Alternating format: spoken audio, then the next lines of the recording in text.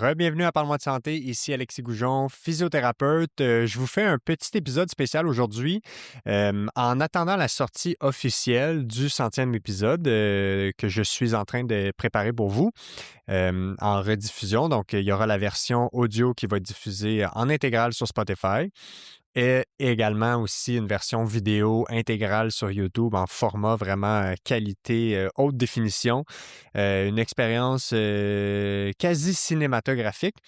Et en attendant, je vous fais un peu un retour sur le 100e épisode pour vous donner accès à cette journée-là, vous donner accès à la préparation, faire un survol des invités, de ce qu'on a abordé, juste simplement pour vous donner un petit avant-goût puis faire durer un petit peu plus le suspense là, avant que je diffuse l'épisode officiellement pour les personnes qui n'avaient pas la chance d'être présents ou d'être à l'écoute. Donc voilà, je vous fais un tour d'horizon de mes états d'âme suite au 100e. Là, on est le mardi 10 février. Donc, on est à peu près une dizaine de jours depuis cette soirée spéciale, ma foi, du 100e. Donc, allons-y avec les réflexions, les points forts, les points possiblement à améliorer pour une, sait-on jamais, éventuelle deuxième épisode en direct. Puis, peut-être même parler de certains des souvenirs de cette soirée-là. Donc, rétroaction générale, pour moi, c'est vraiment une soirée, c'est un succès. Là. Je retiens à peu près que du positif de cette soirée-là. Donc, je suis vraiment comblé, très heureux de comment ça s'est déroulé, très heureux du résultat, très heureux du plaisir que les gens ont eu sur place.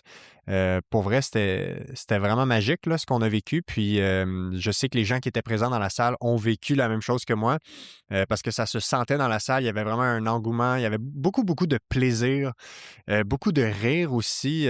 C'était vraiment une soirée qui était autant enrichissante en connaissances, en expérience humaine dans les discussions, mais aussi simplement, c'était vraiment une soirée qui était drôle en soi.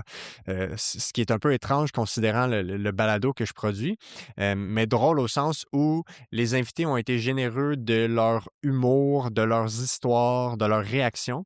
Et le format en direct avec un peu l'interaction avec la foule, il y avait 100 personnes, l'interaction avec le public laissait vraiment place à ce qu'il y ait de l'humour qui s'infiltre à travers la soirée, même si c'était une soirée pour partager des connaissances, mettre la science de l'avant.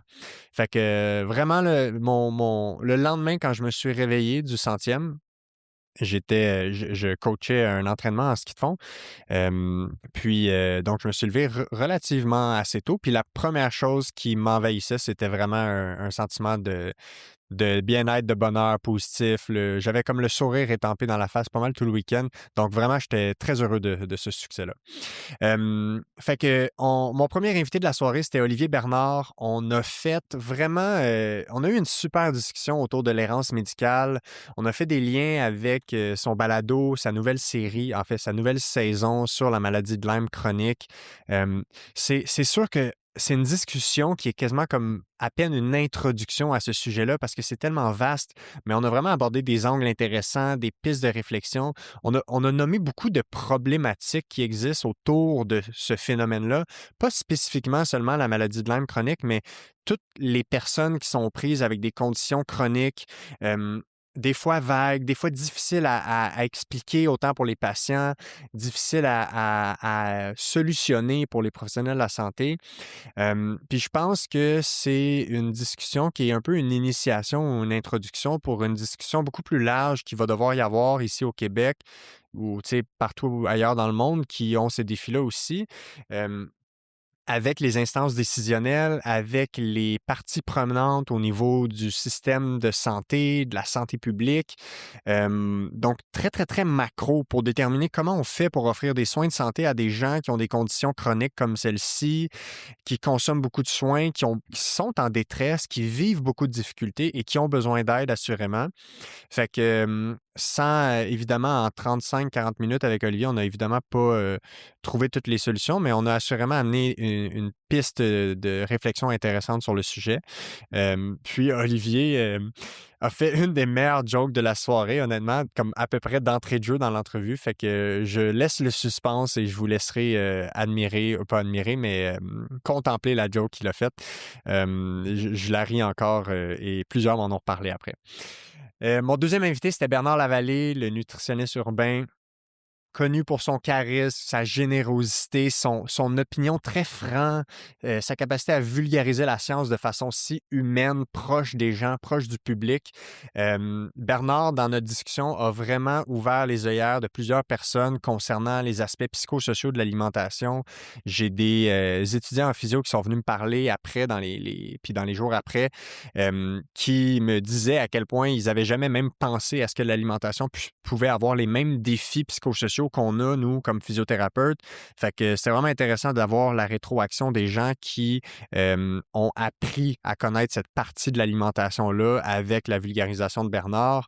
Avec Bernard, on a parlé de shakes de protéines au Oreo, on a parlé de gâteaux au chocolat comme un aliment santé.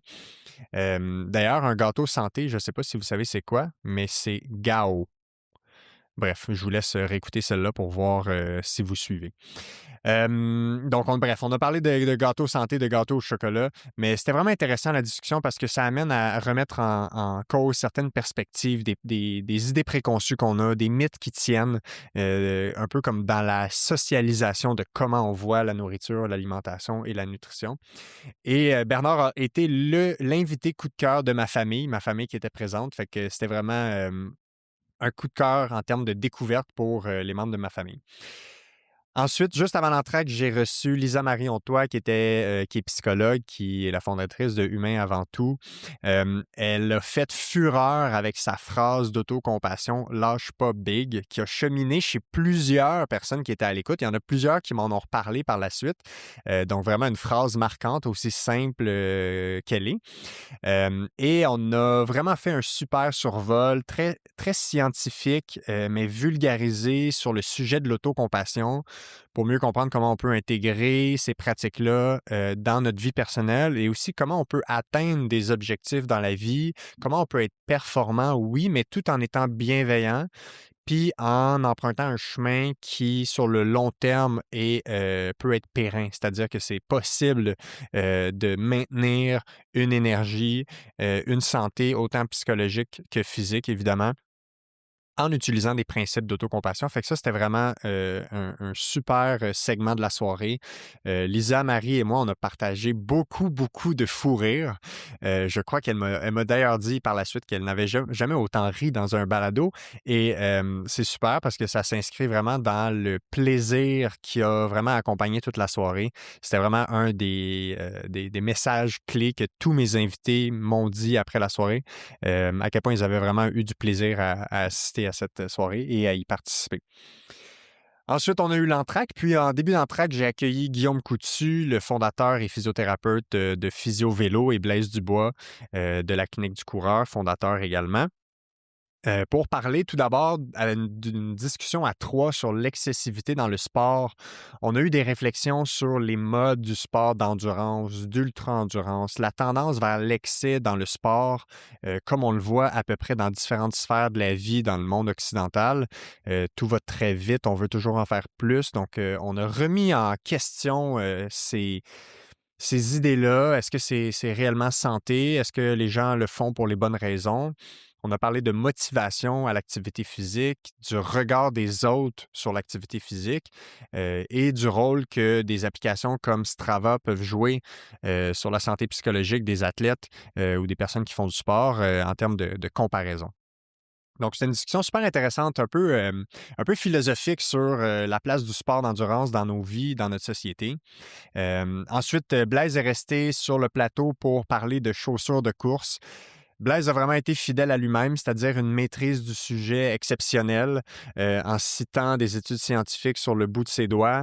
Il a vraiment bien vulgarisé le sujet. Évidemment, c'est dur de faire un tour d'horizon extrêmement détaillé de tout ce qui existe sur la chaussure, mais on a au moins touché à des points clés. On a probablement défait certaines idées préconçues, entre autres par rapport aux plaques de carbone, par rapport aux technologies qu'on met dans les souliers pour soit la performance, soit la prévention des blessures.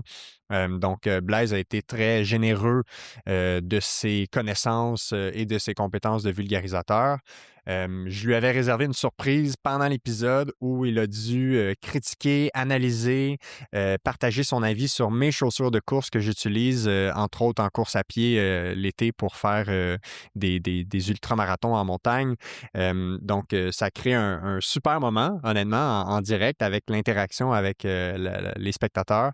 D'ailleurs, j'ai déjà mis un extrait sur les médias sociaux de Parle-moi de santé de ce moment-là. Et j'ai aussi pu cocher un bucket list moment, c'est-à-dire de se faire roaster en direct par Blaise Dubois devant public.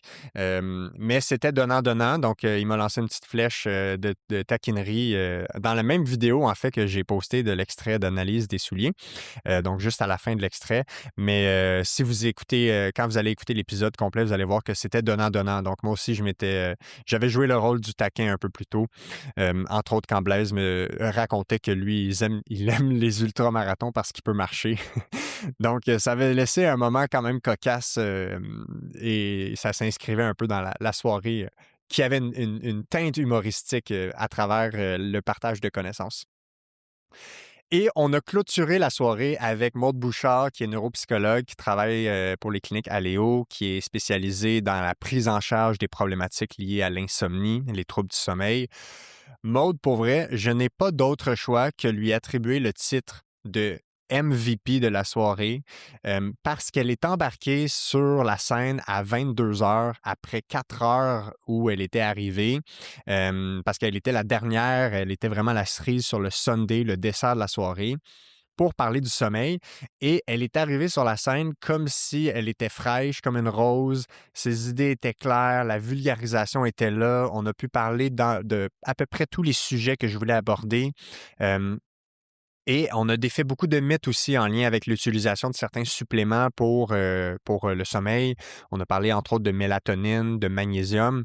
Donc, ça a été un segment d'épisode qui a très bien introduit, je pense, un bon survol sur les problématiques liées à l'insomnie et les traitements qui sont réellement les plus efficaces. Puis assurément que Maud et moi, on s'est déjà reparlé, là, ça donnerait possiblement place à ce qu'elle revienne sur le podcast dans un format plus long pour qu'on en discute davantage. Donc vraiment, c'était super chouette. Très belle façon de conclure la soirée. Donc ça fait un peu un survol des différents invités, puis vous allez voir que ils ont vraiment été généreux de leur temps. Là. Pour vrai, c'est une qualité de vulgarisateur de haut niveau. Là. On était vraiment dans la haute voltige de la vulgarisation. Je disais en début de soirée que je me sentais déjà comme aux Olympiques parce que j'étais entouré d'un panel d'invités qui étaient dans les plus grands vulgarisateurs que je connaisse.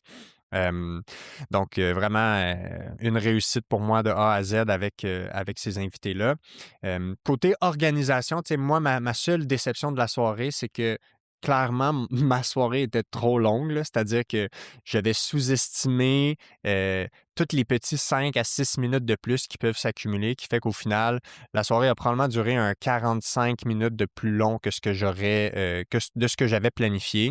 Donc, c'est quand même un défi pour la salle de rester allumé, engagé et intéressé tout le long. Donc, possiblement qu'il y avait une baisse d'énergie vers la fin, ce qui est totalement normal. Mais honnêtement, ce n'est qu'un petit élément, un petit bémol sur cette soirée qui me servira en fait simplement d'apprentissage pour la suite si jamais récidive il y a.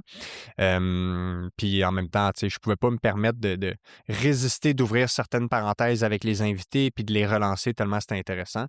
Dans un monde idéal, j'aurais aimé pouvoir finir probablement un 45 minutes plus tôt, laisser la chance aux gens de rester, prendre un verre, échanger, discuter avec les spectateurs dans la salle pour comme un peu continuer la soirée. Mais ce ne sera que partie remise pour cette façon-là de procéder. Côté logistique et organisation, je vous donne un petit peu un accès à comment ça s'est passé.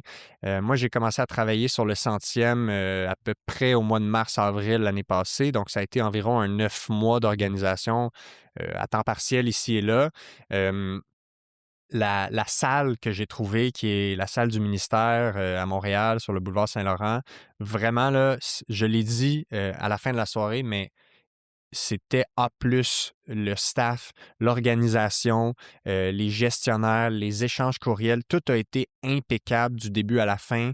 J'ai rien à dire. C'est sûr que si je refais un format comme ça à Montréal, je vais récidiver avec le ministère. Donc, pour ceux qui sont à l'écoute puis qui cherchent des endroits pour aller organiser ce type d'événement-là, c'est vraiment clé en main et c'est vraiment impeccable. Puis dans l'organisation, très tôt, j'ai pensé à mes invités parce que ce sont des invités qui sont sollicités, qui ont des agendas bien remplis.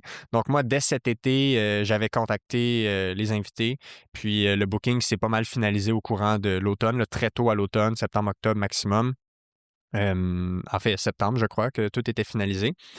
Puis, pour vous donner un scoop, là, c'est vraiment 6 invités que je souhaitais avoir. Donc, quand j'ai fait un peu le brainstorm de savoir qui j'allais recevoir au podcast, j'avais fait une liste de plusieurs personnes, tous ceux qui me venaient en tête. Puis, je m'étais arrêté comme à 7 noms en me disant que je vais envoyer 7 courriels, puis, dépendamment des réponses, peut-être que je vais en avoir 4 ou 5, puis ensuite, je verrai si je complète avec plus d'invités ou si je reste à 4 ou 5. Donc, j'avais vraiment 7 noms. J'ai envoyé 7 courriels très tôt là, dans l'été puis au début de l'automne. Et j'ai eu 6 courriels avec réponse positive sur 7. Donc, il y a une seule personne qui avait décliné mon offre. Ça adonnait pas côté logistique et timing. Donc, et les 6 qui ont répondu à la positive sont les 6 qui étaient présents devant vous pour cette soirée-là. Donc, quand je vous dis que c'était vraiment une brochette d'invités de A pour moi, de A+, c'était parce que je les voulais réellement. Donc, je me considère très privilégié d'avoir eu la chance de réaliser cet objectif-là que je m'étais donné, d'avoir vraiment ces personnes-là. Puis, pour vous donner accès au jour J, là, donc le vendredi, moi, j'avais pris congé de la clinique parce qu'habituellement, le vendredi matin, je travaille en clinique avec des patients. Cette fois-ci, j'avais pris congé. Je me suis levé relativement tôt, vers 7h30 environ. Première chose que j'ai faite, couler un petit café. J'ai révisé mon plan d'entrevue de la journée, qui était quand même un plan d'entrevue. Tu sais, moi, j'avais un espèce de dossier Google Doc un peu master là, qui décrit un peu toute la soirée, le placement vraiment des segments, les points clés qu'on allait aborder, les questions d'entrevue. Donc, j'étais quand même bien préparé pour m'assurer que tout soit fluide.